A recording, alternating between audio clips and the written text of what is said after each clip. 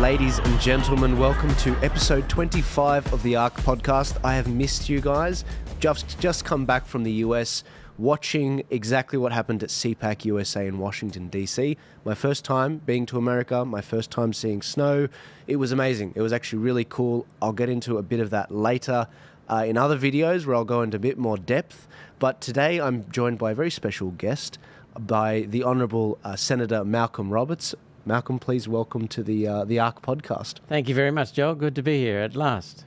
Now, Malcolm, I mentioned to a few people that you were coming on, and I was obviously very keen to have our chat. And people know we're friends. People know we like to have chats on every now and then on your Friday Q&As, which are very popular. Yep.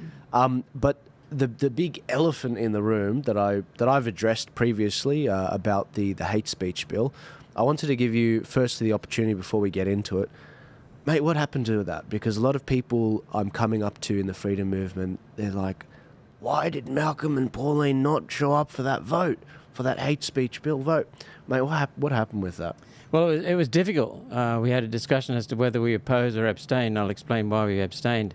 Before doing so, the pylon that resulted from Senator Rennick's lie, that when he said that we joined with the Liberal and Labor parties in supporting the hate crimes bill, was a complete lie.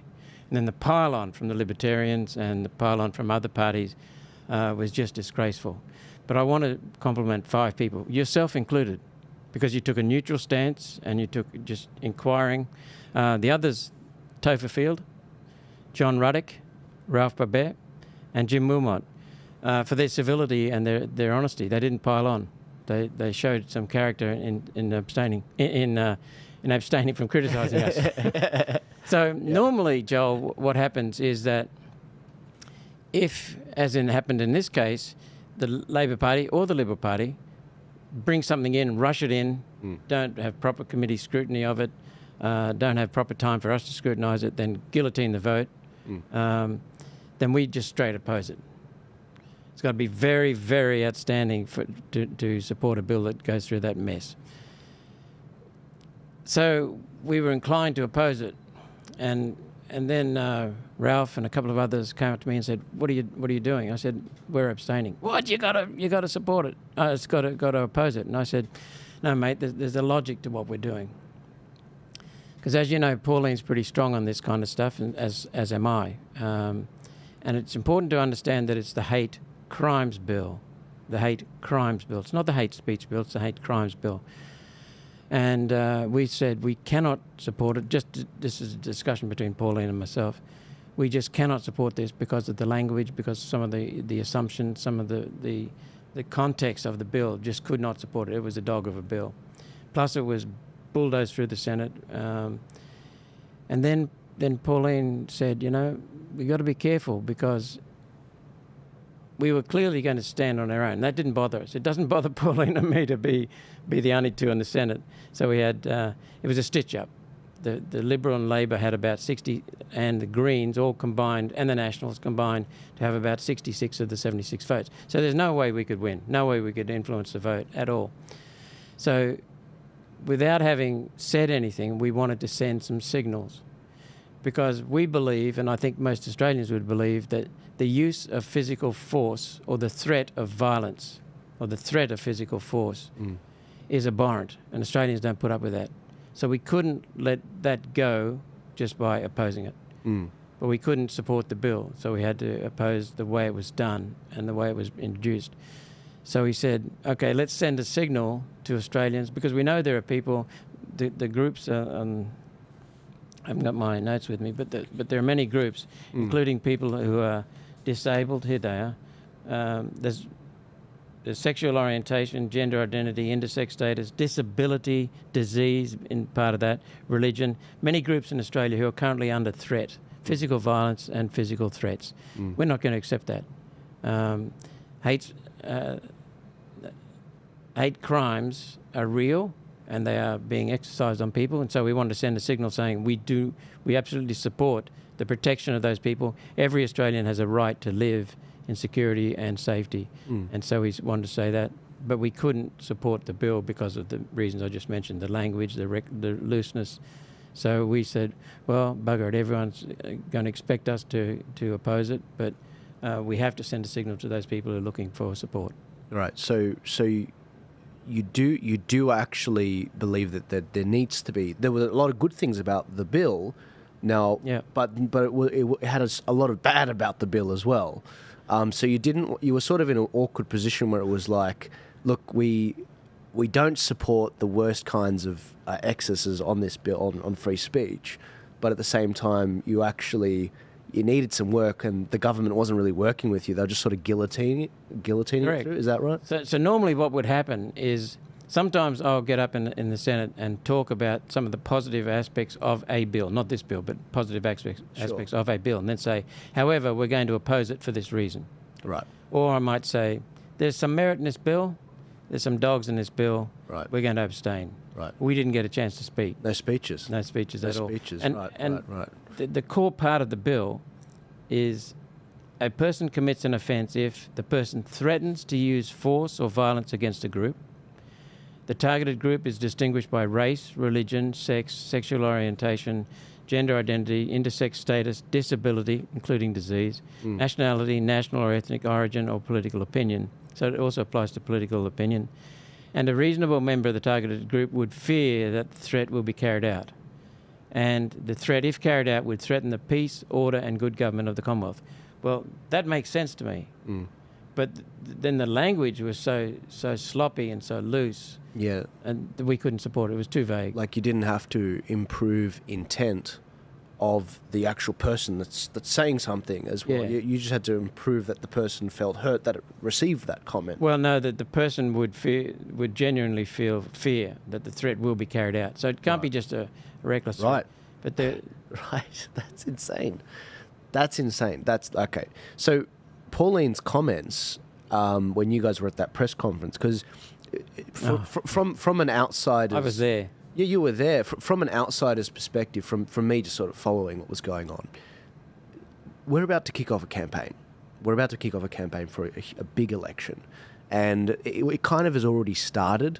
Albanese and Dutton. Yeah. They're copying our policies already. Both the two title parties are copying 4 of our policies. Yeah, exactly. Tending to. Like the alcohol excise, which will... Immigration, student caps. Immigration, yeah. But they're already campaigning on the public's dime. What it seemed to me on that day, you guys, as part of your campaigning, you had a press conference on. You had, in my view, more pressing things actually going on that day.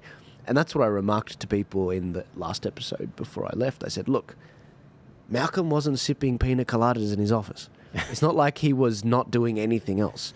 He just knew that this vote was going to go 41-6, which is, I think, what it ended up being, which is not possible, guys. It's not possible to win that. It's just not. And guillotining debate, guillotining... And we opposed all the guillotining, which sends a very strong signal. Sometimes guillotine is necessary because people don't understand why it's done. But the Senate is the controller of what happens in the Senate. Yeah. And so sometimes a guillotine is necessary when it's been debated plenty. And it's just one party is just trying to talk it out and stop the vote. So everyone will sometimes support a guillotine, but it's very, very rare. So when you do something like this with a serious bill with repercussions to it, then we opposed all the bills. So basically we were sending a signal. We opposed the guillotines. We basically opposed the bill. Right. We're sending that signal right the way through. And so when Pauline, who was doing a press conference for something completely unrelated, was asked an off-the-cuff question, which you won't say this, I will say this, she doesn't do off-the-cuff very well. She tends to get her back up a little bit about it. She's not a Rhodes Scholar. I'll put it that way. She's very bright. I'll take exception to that. She is extremely intelligent. I totally agree, but in terms of debating techniques, and I'm just saying that she's no Rhodes Scholar in that sense. She's actually more a street smart sort of person. It's a compliment in a way. But I can see how that answer she gave was misunderstood by people, and I'm just watching this slow motion train crash knowing Pauline's intent on that, and I can see she wanted to deliver some actual results for some of those groups you were talking about, And I can see how this bill, with a few amendments, could actually be quite a good bill. It needed a lot of work on it. It needed a lot of work. Basic thrust is fine because it's a hate crimes bill, not a hate speech bill, which is what Clive Palmer has misleadingly reported it as, and others in the debate. No, absolutely. And so, no, look, I look at this whole situation. I'm just like, okay, so this is what happened. This is the miscommunication between people, and I feel very. This is going to be very strange coming from a 27-year-old, but I do feel very fatherly and protective of this sort of freedom movement, including all of the freedom senators, and the different organisations and groups and podcasters. And so when I see everyone fighting, it hurts. It actually feels like your family's fighting, your mum and dad's having a fight. It's terrible to see, and so then I see the opportunism from these other parties and these senators and these potential senators and candidates running. And I'm just like, this is a disaster. I mean, we are not looking like a winning side. We're going into an election. We need to be consolidating our efforts, consolidating our energies, so that we can be one force. Just like the Greens are on the left, we need to be becoming one force. Exactly. And that's why I didn't appreciate that whole saga with everyone. And that's where I'm coming from when I'm looking at all this, because just like I've just come back from America, I've seen the sense of coming together that they had. Trump built an amazing coalition between RFK and Tulsi Gabbard and Elon Musk and Vivek Ramaswamy. They all want the truth, and they all want to fix America. That's why RFK came in. Absolutely, and I'm looking at that spirit of camaraderie and coming together against this Goliath of a foe. And I'm like, okay, great. So that's the winning attitude we need to have. Where are we at? And this is what we're doing. And I'm like, guys, I could tell you were concerned, and I appreciate the way you spoke. It was very well done. So I don't look at you as a 27-year-old. I look at you as a human, a mature human, very understanding of politics. But you raised 2 points that I'd like to cover. Sure. One was the mandatory sentences. I can read out something from Pauline. But I was there, standing next to her. We actually posted about this. And by the way, I'll get to that other point in a minute, but Pauline, our policies were introduced into the News Corp papers in Brisbane, Sydney, Melbourne, and maybe Adelaide, I think. And they were phenomenally well received. And the comments below the articles from everyday Australians were amazing, just stunning.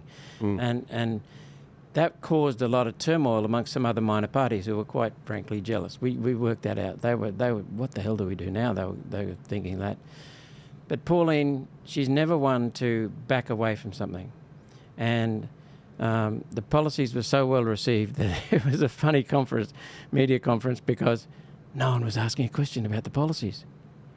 And Pauline gave a little speech. I said a couple of words, and then she said, "Where are your questions?" And there were only 2 journalists, and they arrived late. The rest were all cameramen. And so one of the cameramen, Pauline looked at the cameraman, and when you have Pauline's eyes on you, you do something, He asked a couple of sensible questions because there are no journalists. And we worked out later why the journalists weren't there, and that was because how could you possibly tear holes in these policies? So anyway, the cameraman asked a couple of questions, and then the 2 journalists arrived, Probin and somebody else from Sky, I think. And they asked questions about Gaza and about, what was the other one? Mandatory sentencing. Not the hate crimes bill, just the mandatory sentencing. And Pauline has long thought that mandatory sentencing is not good, except for terrorism, where it's necessary, because some judges are just weak. And so she explained that. And she said, yes, I support it under certain circumstances. But she basically said that the bill had just been thrust upon her, been rushed through, and she hadn't had time to look at it, which is the absolute truth. Our office was still dissecting it. And so she said she left it open because that was the only thing she could do. So that was one thing. The second thing that I want to talk about is we agreed exactly with you. So even though there were lies being told by the Libertarian Party and by Senator Rennick and Clive Palmer later that day, we said we're not going to get into a dust-up because this is just it's just a shit fight. everyone loses in a shit fight. So we zipped our lip, said just let it all subside a little bit. Didn't stop me talking about it on Saturday night, 2 days later at a function, nor the following week. We just waited for the heat to come out of it, because no matter what we said, the people who were incensed by Senator Rennick's lie and some of the comments that the Libertarians were making, there's no way you could pacify them. It's just stupid. You don't argue with it with people who are crazed. And then bit by bit, we started realising, and people started realising, and they're waking up and they're saying, hang on a minute, you guys have been lied about here. And then we saw the people waking themselves. But we then came out and explained it in full. So I'm happy to do that. And it's astonishing to me. I mean, for someone... we did not want to cause a shit fight in the Freedom Party. So we abstained, because we also knew that it would be like talking to a madman. It's astonishing, because I look at this and I'm just like Malcolm and Pauline, between them, I don't know how long, how many years have you guys both been serving in the Parliament? Pauline served 3 in the House of Reps, then she served 6 and 1 at 7. That's 10 years for her. I've served 1 and 7.5. So, you know, we're looking at, you know, almost 20 years of service and voting records. And this one vote, you know, people were just so willing to just throw it out. I'm just like, guys, if this is how we treat our veterans, for God's sake, and it's just because. Well, the other thing, and again, it's not. It wasn't the politicians that I kind of expect from MPs and senators that are trying, and candidates that are trying to get votes out of One Nation being the biggest fish out of the minor parties. I get that. But some of the podcasters, me being one, I was like, guys, why are you just spurring this on? Why are you going hard? There are a lot of trolls in there working for we believe the Libertarian Party, and a couple of bots as well, just spurring it on. So a lot of it was orchestrated. It was orchestrated and it was coordinated across several different parties. Mm. And again, guys, for those people thinking this is a One Nation love fest, you know, Malcolm knows you can be pretty blunt with me at times. Yeah, no, exactly. And you know, and everyone knows that, you know, the Turning Point Australia, we don't support, you know, just One Nation blindly across the board. It certainly has not been the case with the elections. And all of this, Craig Kelly, Gerard Rennick, a lot of these candidates we're alluding to, they actually are coming onto this podcast at some point as well before the election, because I'm trying to help the movement, and that's kind of the whole point about this thing. But you asked this question, and so and we're happy to answer it. I'm being honest. We're happy to answer it. And would we do it again? Well, Pauline will always be true to herself, and I will always be true to myself. Now, as I said, I was conflicted. On the one hand, we had a couple of people saying you should oppose it. Yes, but that's leaving people, vulnerable people, alone and isolated. We need to send them a signal. So that's why.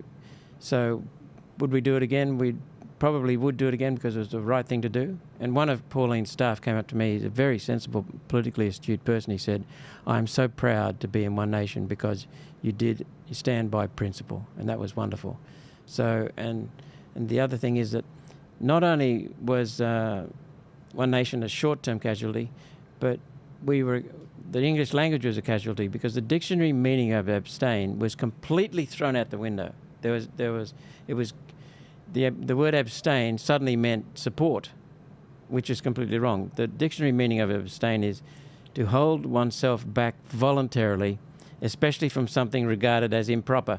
Hello? Well, they made it sound like you proposed the bill yourself, Malcolm. That's what they made it sound like. And it was improper, because I've added, due to the rush vote and the guillotine debate, the second definition is to refrain from casting one's vote. That's what we did. We couldn't support it. No way we could support it, but we want to send a signal. But the other thing that's really important for us, within about 2 weeks, we got the highest polling numbers we've ever got. Right. Within 2 weeks, we got more volunteers signing up than we've ever had before. Within 2 weeks, we got an increase in membership of the party. And we got a lot of people starting to change and say, "Oh, we can see who the villains are here." Sure. And it's just so sad that people who I had a lot of time for and who I wouldn't have thought would tell a lie, told a blatant lie. Well, I think, and when I pointed it out to Jared, he acknowledged it, and then I said, you need to retract it, and he acknowledged that and left it up there. You know, that's inexcusable in my opinion. yeah, well, look, I think people that are listening to this right now and getting, you know, this end-to-end answer will appreciate it, and I think they'll see it in the perspective of you know, I want to see these parties work together a lot more. I don't want to see my mum and dad fighting per se in the parliament. You know, I want to see them getting on. Yep. And that's the truth. I think that is the truth of the punters that are out there that are watching politics and that are voting and that are volunteering for these different parties. They want to see more collaboration. One of the things that's left a bitter taste in my mouth, not about this back 3 years ago, was that I was one of the most vocal in the country, and so was Topher Field. He was bloody good but we said, let's work together, Libertarians, United Australia Party and One Nation Freedom Parties. Let's work together. We had joint candidate forums in an electorate in the Senate. We would have a candidate from each of those people conducting a forum together. Mm. And it was on the basis that we would support each other. We would recommend the other minor parties. We're going to recommend One Nation One, and UAP, CATA, Libertarians 2, 3, 4, etc. It's 10 of them, I think, in the last federal. So that's what we said we would do. Yeah. And Clive Palmer came out and said, put the majors last. And we then started saying, put the majors last. And so we were wondering what happened to Clive Palmer's party up in Queensland, why the how to vote cards weren't out. And then the day of the pre-poll, didn't come out the couple of days beforehand, it came out in the day of the pre-poll, we found out why. Because it was 1, United Australia Party, 2, LNP. Yeah. So he completely sold us out. Yeah. That's right. So that we can't trust someone like that. Yeah, look, I was in America when I haven't said a thing on the Trumpet of Patriots thing, but I was in America when it came out. It just landed, and I went and gave a speech at the America for Tax Reform. Huge, amazing. It was amazing. It was like they had 50 different groups. Each person was the head of a group. And you go to this thing if you're trying to pitch yourself or just introduce yourself. And I'm like, hi, everyone. I'm Joel Jammal, head of Turning Upon Australia. You know, I teach people who's punching them, why they're punching them, and how they can punch back. And I just gave my 2-minute speech and whatever. I get out after that. Would have gone down well. Look, It would have gone down very well. As you know how I am, Malcolm. You know how I am. I'm a very shy person. They love the Americans love that when someone stands up, and they love it when someone stands up in a country like Australia that was perceived during COVID to be the worst country in the world. Yeah, no, you're absolutely right. You know, and they did ask about that, but I got off stage. You know, I said, don't be shy. You know, to come up to me and give me your business cards or whatever. A few of them came up to me and said, what's this about the Trumpet of Patriots? I mean, why would they pick such a stupid name? And I think it was because they were trying to back, like, you know, be like, to have Trump in it or something. I think that's what Clive Palmer remarked in the press conference. You know, Trumpets of Patriots. And I don't mean any offence to that new party or Suella, who's obviously the head of it, with Clive, but it's silly. The whole thing is silly, and the idea that you know, in the news it came out that they were going around basically offering different parties to buy the parties, and apparently they offered One Nation $10 million, but Pauline wasn't for selling. We are not for sale. You're not for sale. That was made very, very clear to Clive. Yeah, and that's what's bizarre. And maybe I should ask you about this. You know, back in December, most people missed this story, but I saw that that Clive registered and trademarked the name the Clive and Pauline Party, as well as the Teal Party and a few other things. I think that was before he approached Pauline and James. That was before. I think so, but I don't know. Look, the story came out on the 26th of December, so I think it was this story came out after, but maybe they had the chat. Oh, someone had been reading the patents, not the patents, the registrations. The registration, yeah. Right? And it was just bizarre that he would, like, the Clive and Pauline Party. I was just thinking, how could he trademark the Clive and Pauline Party without her permission? It just struck me as odd. Well, it's a crazy name, you know. Could you imagine the Pauline and Clive party? It just does not make sense. No. I mean, I'm not saying that they shouldn't get together. I'm not saying that at all. But having that as a party name. Yeah. Well, yeah. It's like, what do you stand for? So Clive and Pauline. Exactly. So. One Nation is Pauline Hanson's because she's got the name. Yeah. One Nation. Yeah. And she's got, let's face it, Joel, you know this. She's been around since 1996. Everyone has tried to have a go at her. The Liberals and Labor have tried to jail her. She has stood firm. She stood in truth the whole time. And she survived. And they've done everything they can to her. They've called her a racist, which is the worst thing you can call an Australian woman. And that was done deliberately to shut down people talking about her, and it worked for a while until people are starting to wake up in the last couple of years that she's not at all a racist.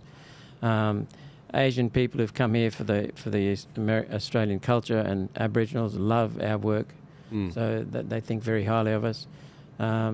So she's not at all a racist. But what I'm saying is they've thrown everything at her. She's still standing. She's still got 2 senators. Yeah. She is her candidates are the 7th, next in line, the 7th senator in every state except for Queensland, where I came 4th. So we're primed with just a very small increase in votes to get another senator in every state.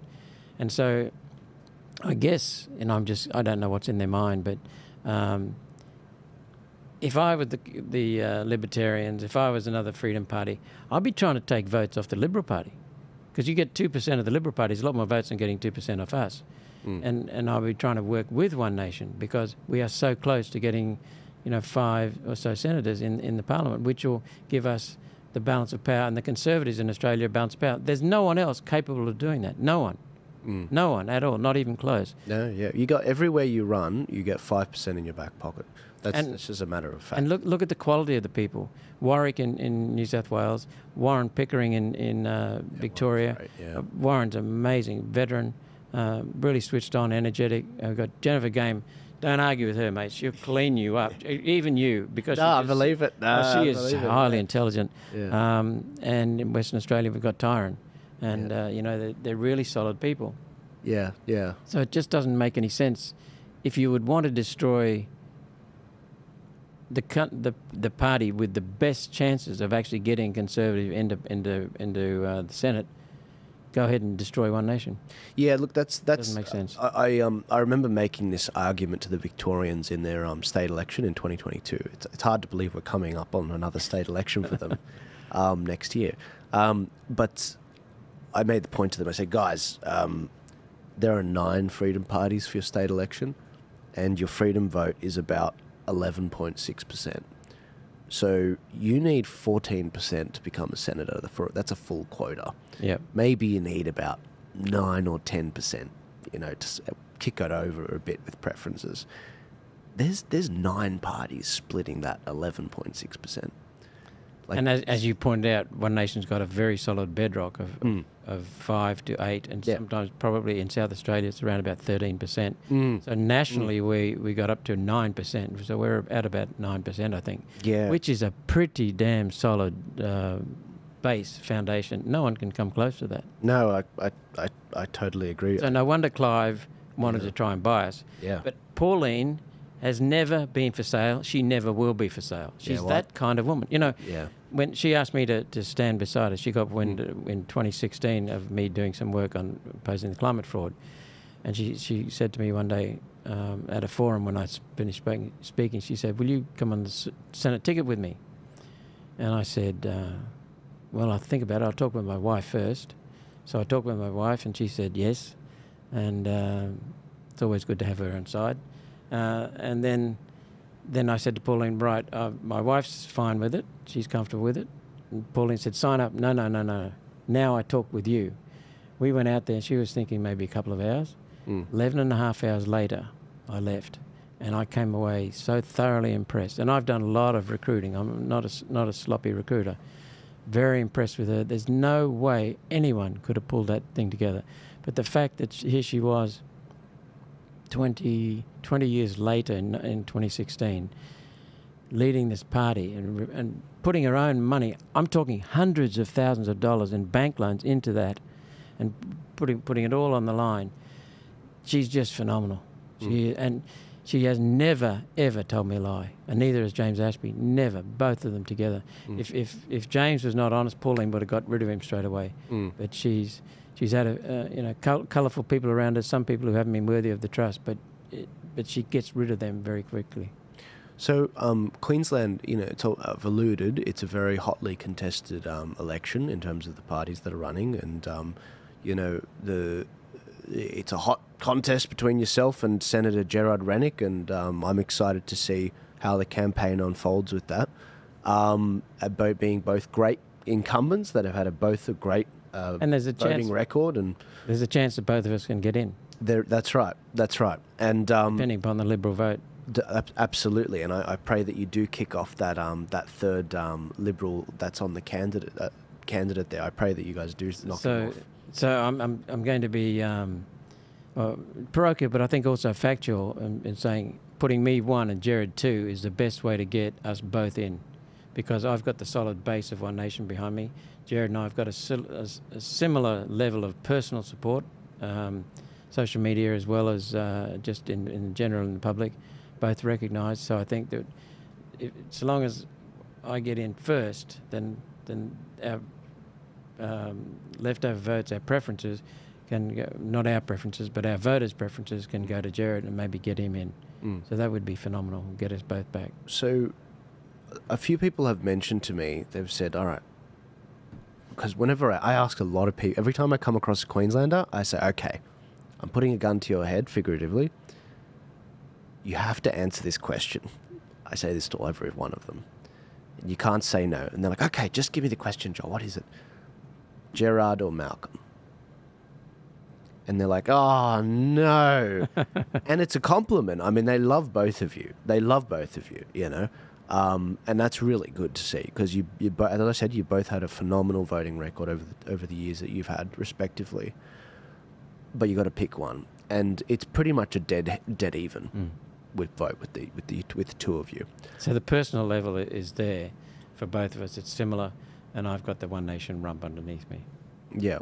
So now, one of the big concerns, though, when with some of the people that I've said, that have said to me, I would prefer Rennick, and I've asked the question. Some of them have said to me, I like Malcolm, but I'm not sure that he wants to serve the full 6-year term. And I guess that's my question to you. Is that something, are you going to serve the full 6 years? Or do you see yourself just serving half of it and passing it off to someone else in One Nation? Because this is a concern some people have. They want to know, all right, look, if Malcolm's, is committing to this. I know Gerard's going to do, another term after this, and he's going to, he's saying a lot of things. He's saying, I'm going to build a party, I'm going to democratise a party, and this and that. And again, I'll believe it when I see it, because only the Libertarians... No runs on the board. No, the Libertarians haven't done too much of that way either. Well, they're democratised. In New South Wales, they're setting up branches, and the branches have voting rights, and that's good to see. And but I guess going back to the point is... But some of their branches, Joel, are more akin to One Nation policies, immigration and so on. So they're not a united party. Yeah, but let's go back. Let's go back to it. Do you see yourself running for the full 6 years, 100%? Yep. Right. And the other thing is that I've come into politics in the Senate based upon my opposition to climate fraud, and I've done a better job of researching that, and the connections I've made. I won't go into the details, but I knew 3 different topics about climate fraud before I got into the Senate. And because I've been dealing with other MPs and senators, I had a fair idea of what I'd find in the Senate. Well, what I've done is I've confirmed those, but I've also identified more of the climate fraud animal through the CSIRO, through the Bureau of Meteorology, through the way the agencies work. And I've also become very, very solid on COVID. Okay, the first 3 months everyone was saying just give the government a go, because we saw the videos and we had to look after the people of Australia first. Then we realised it was a con. Serious problems with it. But what I'm about to say is that in the next term, I don't have any niceties about me. I'll still be treating people with respect. I'll still tell the truth. But they can go to hell, because we are after them in a big way. I've said to my staff, we've chased a lot of different topics as part of our agenda. supported a lot of people. We will continue to do that, but we are going to go rogue on climate and COVID. We are going to tell the truth, but we are going to go really, really hard on that. We're going to... You alluded earlier that, some of these parties are adopting, the major parties specifically, are adopting your policies. Sort of. Sort of. The alcohol, for example. Yeah, we've been given the pat on the back, immigration, foreign ownership, but they've been committing to it in weasel words. They're not really committing to it, but they know that our issues are top of the tree. Right. So when so I saw Pauline came out with a video, I think yesterday. She was on her farm and she would mention that Albanese's announced a freeze to the alcohol excise. After just raising it, it currently raises every 6 months. Right. It's insane. I think it's like half of your drink, alcoholic drink, is like government taxes or something crazy. Yep. It's insane. So on immigration, I was listening to Pauline on a podcast where she was very, I know I didn't describe her as and we'll wrap this up in a sec. I know I didn't. So I've got another podcast straight after this. That's right. I've got Steve Tripp. Steve's a friend of the show. He sent me the link and I need to be early for that, as you know. No worries. I guess my last question is, I described Pauline earlier as no road scholar, but I listened to her on a podcast previously about immigration and her analysis of the statistics and the facts, which is brilliant. I mean, the numbers and recalling the percentages of, okay, but how many are actually tradies that are coming in, for example? I was blown away by it. And if the fact that no one's clipped that yet, it is beyond me. I should probably clip it. 0.6% are tradies, 99.4% are not tradies. And they're going to have 0.6% of the people building houses for the other 99.4. Absolutely lies. Right. How do we get that out more? Because people still are saying, oh, well, Aussies, they don't want to do the jobs, so we need immigrants to do the jobs. But that's not who's coming in. No. They're unskilled people. One Nation, Pauline talked about immigration from the start. She talked about two things. She talked about numbers, and she talked about, because John Howard is the first Prime Minister to have brought in massive immigration. He doubled it in his term, and every Prime Minister since pretty much has increased it. Pauline talked not just about numbers, Joel. She talked about the quality of the people. And that's something that we've been talking about. I've been talking about the numbers and the quality, because both need to be spot on. We need to bring in people who will contribute, not take away. Contribute through hard work and be productive immediately. Not go on welfare, not come and soak up our pensions. We need to put time limits on people, so they need to be here 15 years before they can qualify for a pension, for example. So these are the kinds of things, because our country has been fooled by Liberal and Labor Prime Ministers, making it so easy to come in here, get our benefits, get our welfare, Medicare fraud, PBS fraud, people getting cheap pharmaceuticals based upon taxpayer through the PBS, shipping them overseas and selling them overseas. Medicare cards without photo ID, so that not digital ID, photo ID, so that we can protect against fraud. We're just getting extorted. We've got to be very, very much stricter on who we let in the country. I mean, letting people into the country from Gaza, a known terrorist hotspot, with a mask, after 1 hour of vetting. Come on. Letting 750,000 people into the country in 1 year? Come on. Letting students come in here, bring their partners in here, bring their families in here, working well above the hours, and then exporting $11.1 billion per year back, exporting it out of the country, which is money gone from our country. Then we've got 75,000 illegals at least in here. What the hell have Liberal and Labor been doing? Only One Nation talks about this. Only One Nation. It's the quality and the quantity of people that we need to challenge. That's completely mad. Malcolm, I'm glad that we're about to cut this short now, because I'm still feeling a bit under the weather since I got back. But I want to thank you for making the time to come on here, and I appreciate that we've gone through that question at the start with regards to the. Yeah, I'm not going to abstain from the question. No, not at all, not at all. And that's what I love. That's what I love about politics. and podcasts. I'm glad we addressed that hate, not hate speech bill, but the hate crimes bill. Hate crimes bill. Thank you. You got it. I got to fix tick. it myself. That's right.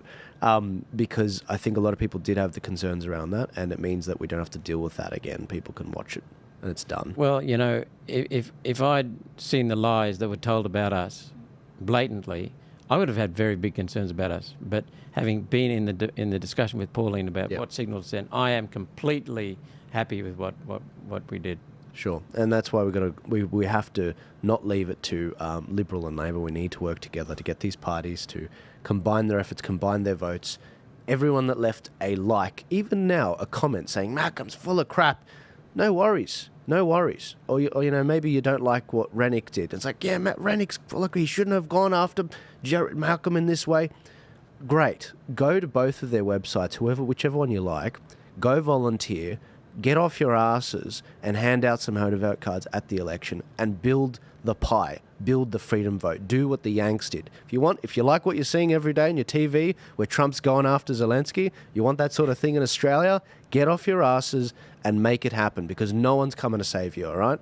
And that's what I have to say to people. That's the truth of it. And that's why I don't have time for, these sort of childish... I'm meant to be the child of the movement. But yeah, the mature one, the sage. It's like, I've ever since I left school, I've just been like, okay, I'm excited to join the world of the adults. And I'm still looking for the adults. I haven't yet found them. Yeah. Well, don't go to Canberra. No, and don't go to America, because, you know, they're great, but they're still not... They're still kids. But anyway, Malcolm, thank you so much. I'm looking forward to having you back on very soon so we can get a bit more into the policy, because I know that is actually where your strength is. And I'm itching to, go even more into the immigration I would love... data. Look, I'll come down especially for that. It'd be... I'd love to do that as long as we can have a really good go at them, because there's nothing like the policies in this country. My team did most of the work for it and the analysis. Every one of them's costed properly. Pauline came in and some of her staff added to it. It's a real solid team effort. It is. I am extremely proud of One Nation's policies for this election campaign. There's nowhere that I've seen any party anywhere, and I've been around a few years now, that's come even close to what we're doing. Yeah, absolutely. And I think they came from listening to you. Yeah, and it was brilliant, that podcast she did with those gentlemen, where they put it into an app and an AI, and the AI generated a podcast of the entire One Nation policies. I thought that was just brilliant. I didn't even know about that. Yeah, this is what was amazing about that podcast. And she rocks up. They're like, yep, if you want to go to the website, we've designed this whole website. It's got all of One Nation's policies on there. We even went and made a podcast. It generated a podcast where two people, they literally go through the entire One Nation policies. It was... Talk about value, rocking up. I'm sorry, Malcolm, like, you've rocked up here. All I've got is this bobblehead for one of your staffers. That's not even for me. It's not even for you. Like here I am trying to give you value, and that's what they've gone and done. You just keep speaking up, mate. That's the best way you can give value to me, to the country. That's it. Just keep going. No, but look, my pleasure. And so, look, thank you for showing up. And ladies and gentlemen, there is a debate in Queensland, virtually online, between Malcolm, Gerard Rennick, a Greens candidate, and one other candidate. Legalised cannabis, and that's certainly one to watch. Is it Greens or Libertarian? I think it's Libertarian. Libertarian. Okay, I don't think a Green would front a debate with me. No. I don't think the Labor Party would either. Well, I think they're showing... I mean, in Victoria, Warren Pickering, he's got a debate with the Socialists. I mean, the Socialists Alliance guys is debating. So I've challenged Larissa Waters, the head of the Greens Party in Queensland, to debate 3 times, and repeated the third time constantly in the Senate. No show. She's even said publicly to me in front of an audience, she will not debate me. Anyway. So 6 News is doing that. We're going to be streaming that so that it gets out to everyone. So I want to thank Leo from 6 News. But Malcolm, without further ado, thank you very much. Ladies and gentlemen, if you enjoyed this podcast, please go to subscribe in the description on Buy Me a Coffee to support the show. Thank you so much for listening. Malcolm, did you have any other final... No, just thank you for what you're doing. Keep speaking up freely and independently. We need the truth. Very, very good. Thank you, guys. I'll see you guys later. Have a good one.